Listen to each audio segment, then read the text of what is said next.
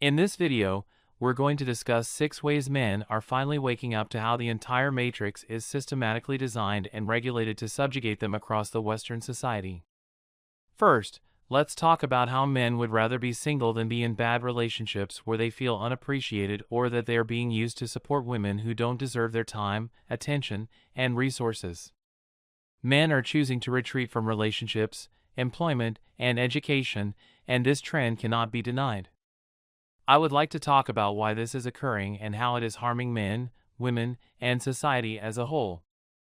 Relationships aren't worth it for men. Men are restraining themselves from dating, committing to relationships, and getting married. And not only is this occurring in one city or one area, but also throughout the entire Western world. And this doesn't make men miserable. In other words, males would prefer to be alone than to be in partnerships from which they stand to gain nothing. Instead of working their entire lives for women who don't actually care about them, guys are now preferring to focus on themselves. And as a result, we may observe a significant fall in the number of families, family values, and kids in the Western world. Workplace policy tends to work against men. Because men aren't afforded the same opportunity they once did, women are occupying previously held positions by men. Men are only permitted to work in labor-intensive positions, whereas more and more women are selected for positions requiring decision-making. Although it's excellent for women, the old family structure, in which males were the breadwinners, is becoming unbalanced as a result. In fact, because it costs more to employ women in these productive occupations than they produce, it is damaging to society and civilization for them to do so. Although it is clear that this situation won't endure for long, let's concentrate on some of the details for the time being.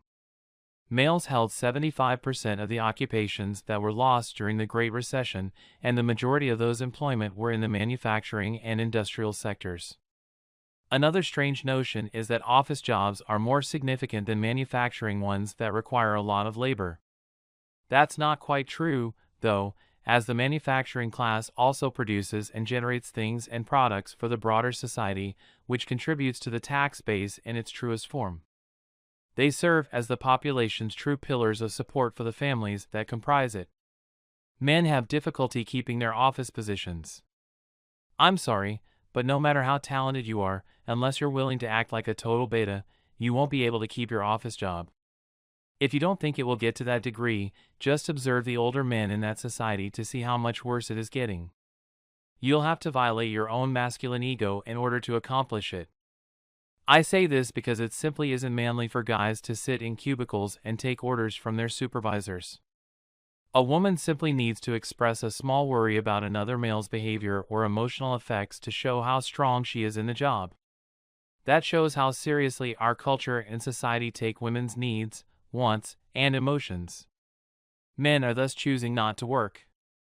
You now know that some of them will, on the positive side, turn it around, establish industries for themselves, and launch their own enterprises. However, the majority won't. Academia is being used to subjugate men. The same thing is happening in the educational system. Men are being forced out. Boys are being expelled from early childhood programs. More and more boys are being conditioned and stigmatized for nothing more than being male. They are grading people according on how well they submit, comply, and conform. These are not characteristics of men, traditionally and naturally. It appears as though the strongest and healthiest guys are being punished for exactly that sort of conduct. You're sabotaging your best efforts and setting a poor example for others from a young age. Boys are being trained to have female traits. And the guys all around cave in because they also want to win the approval of women. It appears as though society as a whole is being kept captive, and everyone must proceed with caution. Your school system is taken over by women, who also vilify guys and stop teaching hard subjects. As a result, if any of you out there are interested in getting married and starting a family, congratulations. You now have a son who excels at being still and performing tasks that have been allocated to him like a robot. The law works against men. Let's examine the judicial system. If you don't pay alimony, you risk going to jail, which is likely the only place in the world where males are sentenced to prison for failing to provide for a woman for the rest of her life. As an example, if you get into a serious relationship and have a child, after that, you split up. You're now going to have to help pay for that child's upbringing, aren't you? Of course, you are. The point here is that in the eyes of the law, you're still being treated as the main provider, while the women are being given more opportunities at work. So how can a guy make enough money in labor-intensive jobs and still provide for women who now occupy decision-making roles that make it possible for them to earn more than men? Isn't this unfair? Let's assume they conclude she needs to receive over $2,000 per month to care for the child and herself. In the meanwhile, you have financial difficulty and are unable to provide that amount. For a while, all you can afford to offer her is $1,000 each month. As a result, you get thrown in prison. How is that fair for a man? Women use the justice system against men. The woman might divorce him, take his children, his home, and everything else he has and has worked really hard to get. She damages his reputation, forcing him to pay for her care for the rest of his life or face jail time. Love really is blind, isn't it? No man wants love this much. No man wants a woman this much. Overall, men are basically victims of their own biology in their submission to women, and women are ready to use their bodies to influence men. We have our whole history to see that. Our society as a whole is focused on providing for these entitled princesses rather than on being productive, efficient, or building a future. Instead, it is concerned with appeasing the whims and desires of a privileged class that hates those who provide for them. It is a trick used on honest individuals to claim that they are not good, honorable persons and then receive a reaction like that. That describes the state of the news industry today. The male nature is being used in this situation. You condition him to think that what he's doing is something he must do for her because he naturally wants to protect the ladies, be of service, be loyal, and desire to do what's right. Every time he disobeys your orders or ceases to be your servant, you can simply accuse him of disregarding that particular aspect of what it means to be a man, and he will comply.